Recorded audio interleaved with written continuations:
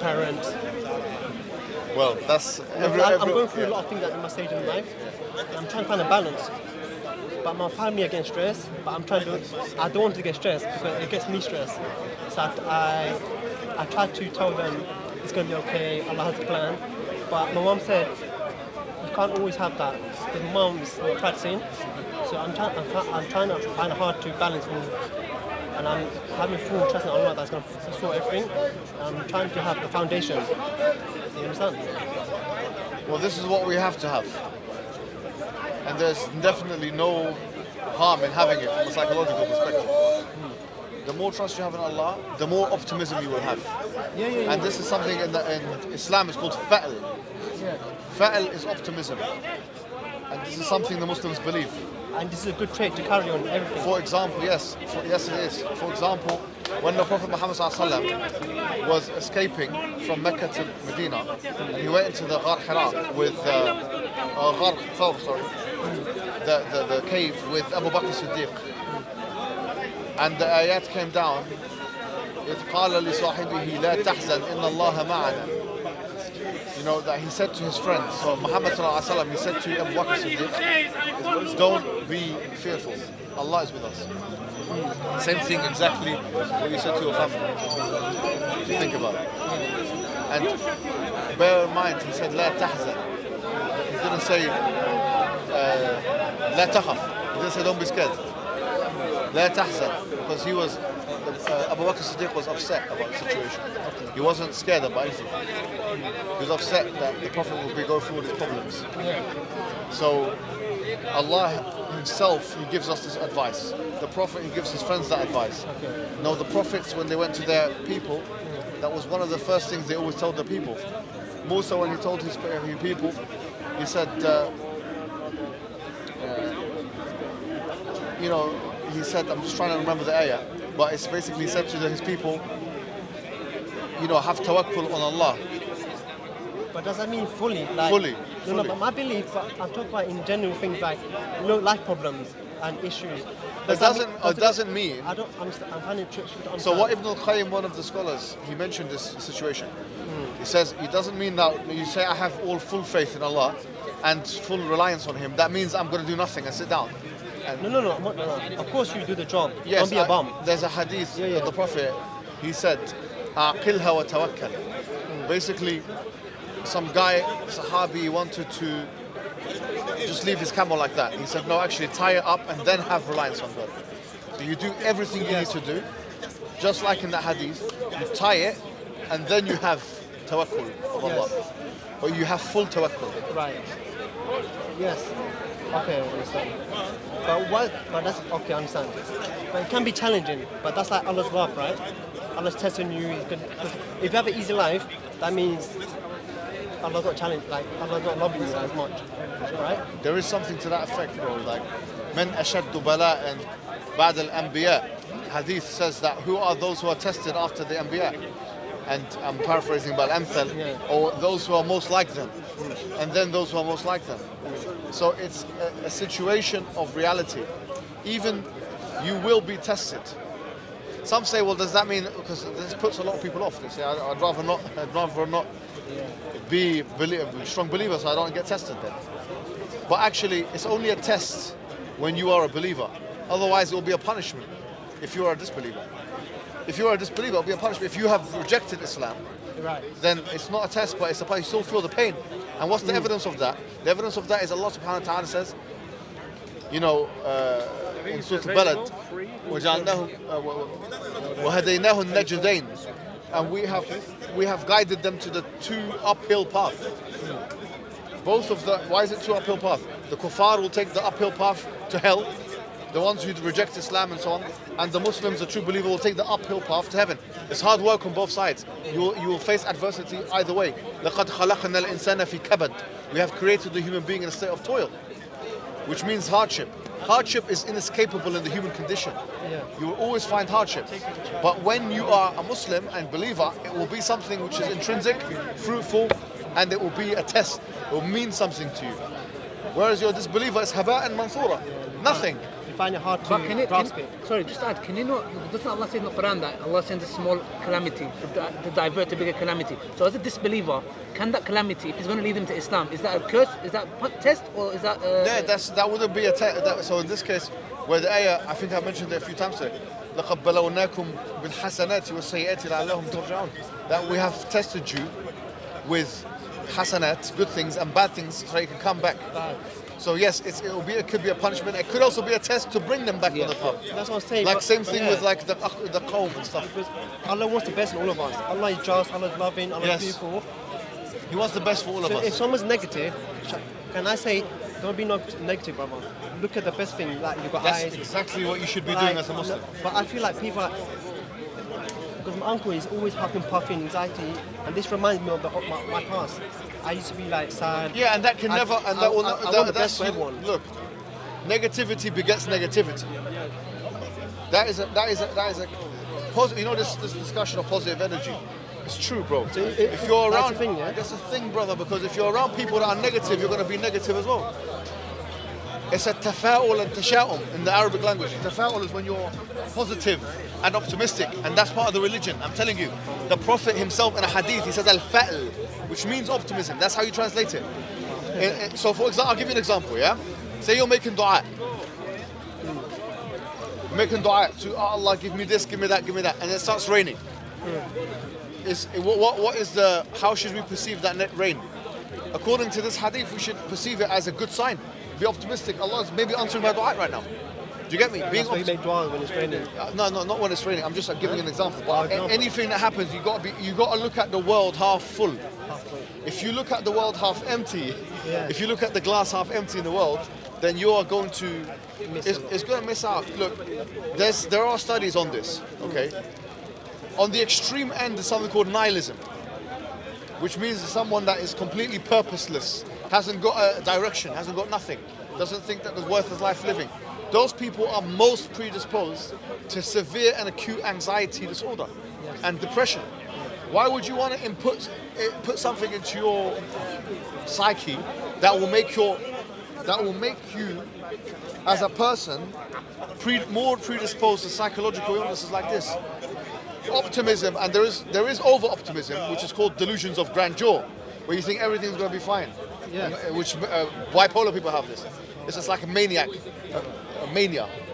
Well, you know, that's not what we want. We're not talking about someone who's being unrealistic. It's got to be grounded in some level of balance. Yeah, but we're not pessimists. Realism, if you want to put it that way, and optimism are fine, but pessimism is haram. Pessimism. Let me tell you why. The Prophet Muhammad, he said, "Ana 'inda husn dhann 'abdi bi." I am as my slave makes of me. So in other words, if you assume that Allah is going to do bad things to you, you're going to get what you assume. If you assume Allah is going to do good, then you're going to get what you assume. That's why Ibn Qayyim in his book Ad-Da' wa Dawa, The Medicine and the Cure, he mentions in the first chapters the power of dua and the importance of dua. And he says that if you make dua to Allah and you don't believe that it's going to be answered, it won't be answered. One of the conditions of dua is that you have to have an ilhahu fi dua, which is basically persistence in dua. Confidence and persistence. Allah is going to do it. Yeah. Believe you me, if you have weakness in dua, you're not going to get anything done. Do you get me? So you have to, he mentioned 6 conditions actually. It's got to be in the right time, it should be a qibla, you have to have adab, you have to have etiquette of Allah subhanahu wa ta'ala. The right times are like that between the adhan and the thing, and the iqama and the adhan and the iqama, the last 2/3 of the night, the sujood, the sa'at al-istijaba and jumu'ah, and these things. Yeah. If you want to do dua, do it properly. How you do dua? You make hamd of Allah subhanahu wa ta'ala, salat on the Nabi sallallahu alayhi wa sallam, face the qibla, on tahara, proper making dua. And he mentioned something so powerful. He said, dua is min aqwa al-asbab. It's one of the most powerful causes. Allah, He put causes in the dunya, and He made dua the most powerful one. It's the silah of the mu'min, He mentioned. It's the ammunition of the believer. And you know, he said something interesting, Ibn Qayyim. He said it's the ammunition of the believer, but because it's ammunition, it's like a sword. If the person who's wielding it yielding the sword is weak, then the shot, the hit will be weak. So you have to be strong when you're making the dua. Yeah. Dua is an extremely important thing, and you cannot be pessimistic when you're making dua. Likewise, you shouldn't be pessimistic at all. That could be that reason why Allah doesn't answer it as well, because you're not. Yes, these are reasons why Allah does not answer dua. These are called mawani' al-istijaba. These are the reasons that prevent It's the same with prayer as well. Like, when your mom told you to pray, you just pray. There's no meaning for it. If you have to have khushu' in the prayer. What I'm saying is that your dua will not be answered if you don't believe it will be answered. Yeah, and what about the man? What about the man who said? You know, the Prophet said the man who his clothing is haram. What he earns haram. Yeah, فَأَنَّ يُسْتَجَابَ لَهُ, the hadith says. How is it that his dua will be answered? وَمَلْبَسُهُ حَرَام وَمَأْكَلُهُ حَرَام. Everything is haram. فَأَنَّ يُسْتَجَابَ لَهُ. How is it going to be answered? So that's another category of preventers. But what we're saying is that some people say, oh, Allah doesn't answer my dua. I can tell you something. Allah has answered all my dua my whole life. There's never been one dua Allah has not answered. I'm not saying that to show off. Wallahi, I've never thought of one dua except for some people that I've made dua for that haven't died yet. But that's in Allah's hands. When He finished them, killed them. Bashar al-Assad and so on. These kinds of individuals. But Allah, that's something up to Allah. But apart from that, all my du'as are. Why? Because I know now. Strong belief. You have to. When you make a dua, you can't say, oh, Allah is going to do it or not. I don't believe. Are you there? The worst kind of dua. If you're there, please. If you're there, answer me. Astaghfirullah, what do you mean if you're there? You're not going to be guided. No. If you're there, please help me. What do you mean if you're there? What do you mean if you're there? Khalas, it's like going to like, what do you call it? The doctor.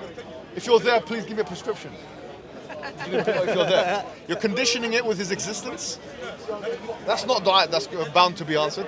You have yaqeen in dua, it's istiqan, you have strength, and you have ilhah and persistence and so on. No. This is so important. The religion of Islam is optimistic. Like I said, the Prophet, he used the word optimism. The word optimism, fa'l. Yeah? The fa and the hamza and the lam. He used those words himself. He says al-fa'l. Yeah? This in the religion. It's very important. Optimism is wajib. And pessimism is haram. So that is hand in hand with the belief in Allah. Because your optimism is good and your belief, you're hand in hand with Allah. Because I know Allah wants the best, and you try, obviously at the foundation level, don't go to extreme, think too ahead, but what you're saying is keep it grounded. You have to be sure. And good. Always be and sure. Positive. Allah is ala kulli shay'in qadir. He can do everything. Yeah. Right. Uqsum billah, can do everything. You'll be so surprised what he can do. You'll be so shocked. But sometimes I get in my family, people telling me, no, don't, you're going too far. My mom said, my neighbors, there's too much Islam. Too much Islam. It's not, because you know the Prophet time, how do you know that's the right Islam? But when you do too much Islam, people say you're too extreme. But then was the Prophet time too extreme? Do you understand? I understand, but this, look, who is on the haqq? You on the haqq, they're on the batil. You're on the truth, they're on falsehood. Don't let the people of, I'm not going to say the people of falsehood, but people who are espousing falsehood deter you or perturb you from the haqq, from the truth. There's no upper limit to how much you can make dua. It's very important. There is no upper limit to how much you can make dua to Allah subhanahu wa ta'ala. وَإِذَا سَأَلَكَ عِبَادِي عَنِّي فَإِنِّي قَرِيبٌ أُجِيبُ دَعْوَةَ الدَّاعِ إِذَا دَعَانِ. If my slave asks me about me, then I am near. Do you know this is a very interesting verse? You know why? Usually when tasa'ul comes in Quran, when they ask about, this person asks this and that, يَسْأَلُونَكَ عَنِ الْخَمْرِ وَالْمَيْسِرِ قُلْ. There's always that word قُلْ there. قُلْ فِيهِمَا إِثْمٌ كَبِيرٌ وَمَنَافِعٌ لِلنَّاسِ. يَسْأَلُونَكَ عَنِ ذِي الْقَرْنَيْنِ قُلْ سأتلو عليكم يسألونك عن قل. This ayah does not have qul in it. Because why? Allah says, if my slave asks you about me, then I am near. Qul has been omitted. Why? Just to bring that closer to you as well. To bring that closer to you as well. Lexically, the words are coming together, just like Allah wants you to come together with Him. This is the delicacy and the precision and the sophistication and the meticulousness of the lexical items in Islam. So would you say every small matter, big matter, like if we have an argument, shut it down and run to Allah? Every little thing. Is that what you're trying to say? Every little thing. Would you say that? Every kabira and saghira. Every small and big thing. Allah, He's never like, time is closed, His office closed.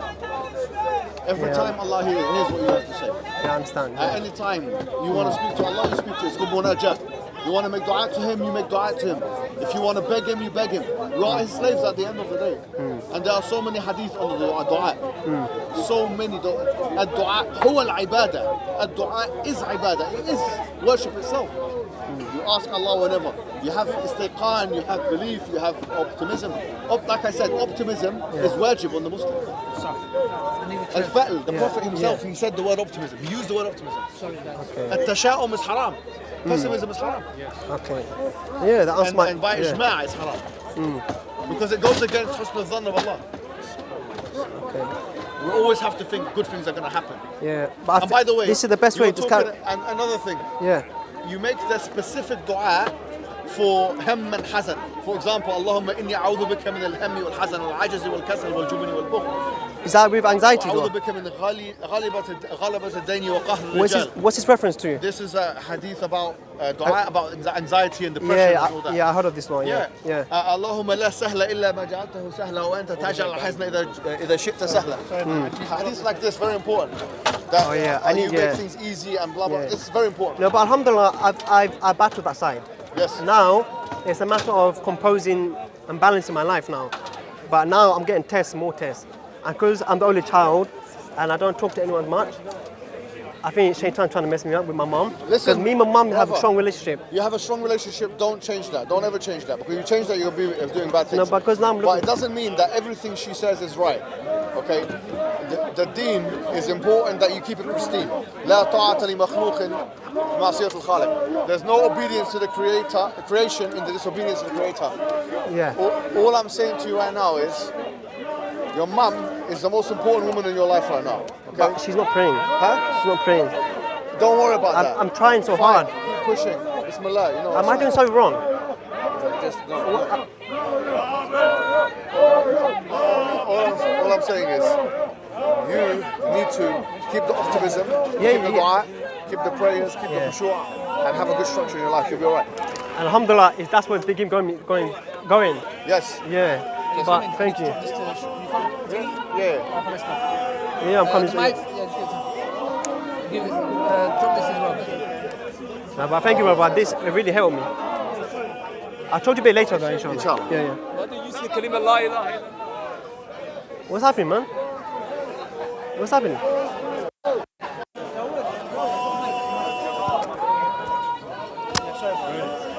you going to New York? You want to walk and talk?